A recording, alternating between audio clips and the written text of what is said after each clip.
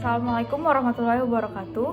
Perkenalkan, nama saya Maharsari Azhara Lubis dari kelas 12-7 absen 18 SMA Taruna Nusantara. Hari ini saya akan memberikan penjelasan tentang seorang pahlawan yang bernama Kahar Muzakar. Seperti yang kita ketahui, Kahar Muzakar adalah sesosok laki-laki yang lahir di Sulawesi Selatan pada tanggal 24 Maret 1921 dengan nama lahir Abdul Kahar Muzakar. Kahar Muzakar terkenal sejak ia mengikuti sebuah pemberontakan Sulawesi Selatan yang kita sebut sebagai pemberontakan Darul Islam atau Tentara Islam Indonesia yang disingkat dengan singkatan DITII. Ia bergerak sebagai pemimpin dalam pemberontakan yang terjadi di Sulawesi Selatan tersebut. Kahar Muzakar merupakan sosok pemuda aktif yang memiliki kemampuan berorganisasi. Dia pernah mengikuti segala kegiatan presiden pertama kita, yaitu Presiden Soekarno-Hatta. Dia bertugas sebagai pengawal Bapak Presiden Soekarno-Hatta. Saat Jepang menyerah di Indonesia, sosok Kahar memang aktif berorganisasi, kemudian membentuk barisan pemuda. Selama pemerintahan Soekarno, Kahar juga ikut berkontribusi dalam bidang keamanan. Pada saat itu, ia berkesempatan menjadi pelindung Bung Karno dan Muhammad Hatta saat peristiwa Ikada pada tanggal 19 September 1945 silam.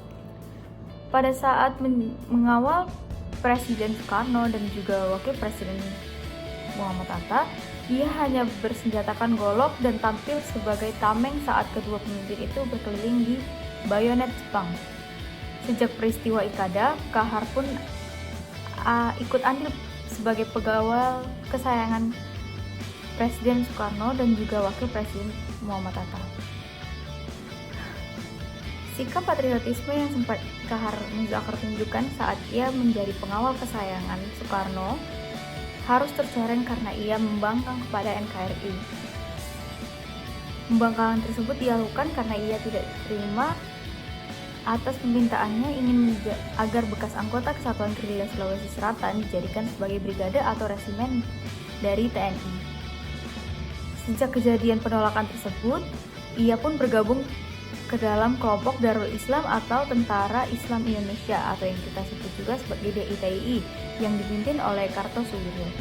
Namun dalam perjalanannya, Kahar lebih memilih mendirikan negara Islam sendiri yang bernama Republik Kesatuan Islam Indonesia atau RPII.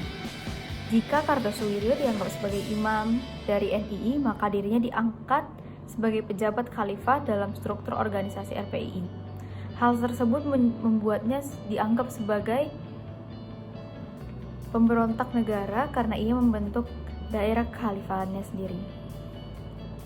Membahas kejadian DITII yang ada di Sulawesi Selatan, hal itu dipimpin oleh Kahar Muzakar pada tanggal 30 April 1950. Kahar Muzakar menuntut kepada pemerintah agar pasukannya yang tergabung dalam Komando Gerilya Sulawesi Selatan dimasukkan ke dalam anggota Perang Republik Indonesia Serikat atau yang kita sebut sebagai APRIS. Tuntutan ini ditolak karena harus melalui penyaringan. Untuk menghadapi pemberontakan DITII di Sulawesi Selatan ini, pemerintah melakukan operasi militer. Baru pada bulan Februari 1965, Kahar Muzakar berhasil ditangkap dan ditembak mati sehingga pemberontakan DITII di Sulawesi dapat dipadamkan.